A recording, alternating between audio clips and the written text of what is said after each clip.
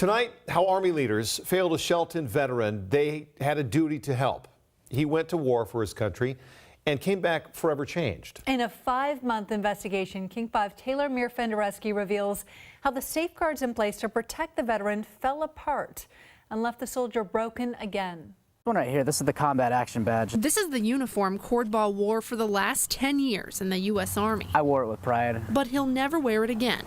It is all over now. The Army kicked him out of the service, gave him a piece of paper that reduces his military career to 3 words: other than honorable, dismissed for misconduct. Absolutely something I'm still struggling with. This 27-year-old veteran didn't commit any serious crimes. He got in trouble for getting sick. The Army broke him. His attorney, Heather Straub. Even when they had the chance to fix it, they didn't. Ball joined the Army when he was 17.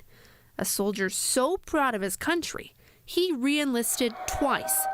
How'd that feel, Blue? Blue, talk to me, Blue. Again. The Army recognized Ball for his achievements and years of good conduct, and his performance evaluations were nearly flawless.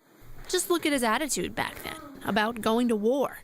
You have a battle-focused mindset because out on the battlefield, you don't know what's going to happen. In 2011, Ball deployed to Afghanistan as an aviation operations specialist. He returned home 10 months later, a broken man. Over the next several years, Ball's life fell apart. He got panic attacks, wrestled with addiction. He tried to kill himself 4 times. In December 2016, it was clear Ball was too sick to keep serving. Military doctors diagnosed him with anxiety and chronic post-traumatic stress disorder. It doesn't take a diagnosis, though, to see how troubled he is. We witnessed like a mass slaughtering where the Taliban went in and killed, I think it was like 200 people or something like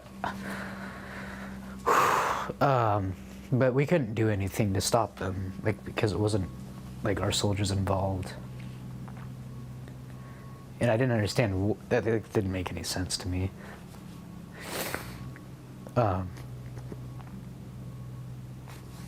Like kids and everything, like women, it was everyone. But so I don't like to talk about that. Ball obviously needed help, so the Army stepped up. They put him on a track to get out of the Army with a medical discharge, and they moved him to a special unit at Joint Base Lewis McChord, where wounded service members can focus on healing.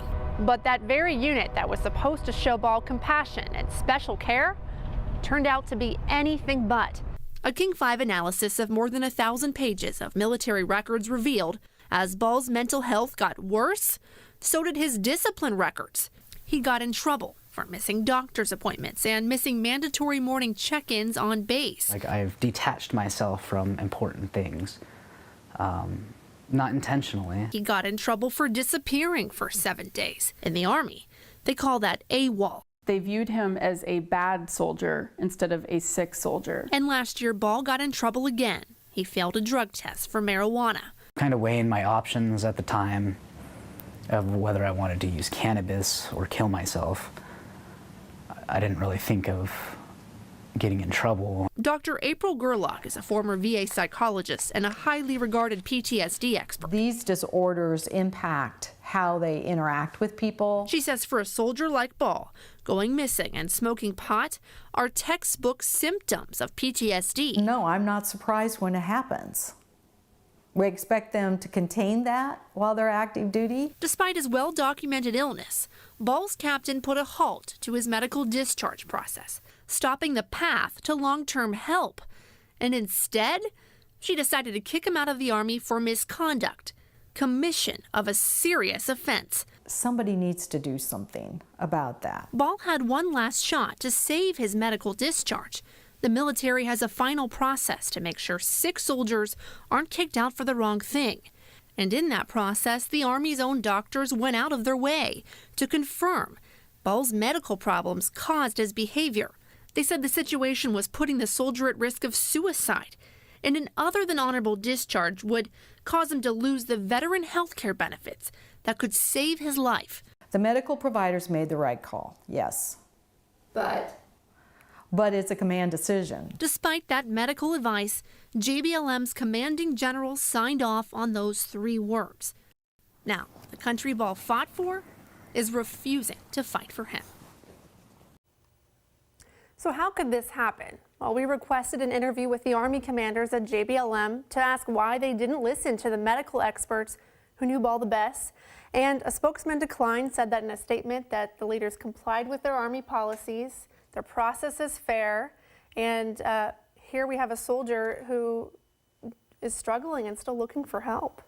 Is there any recourse for him? Is there anything he can do at this point? Well, there's a complicated process to get VA benefits. If you have an other than honorable discharge, you have to apply for it. You can apply to change your discharge. It just takes time. So if he was in crisis, he could walk into a VA and they're supposed to help him.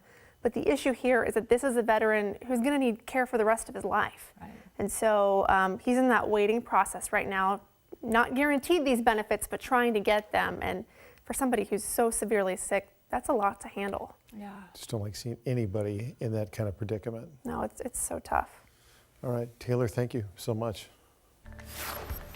A new study finds climate change may impact human fertility.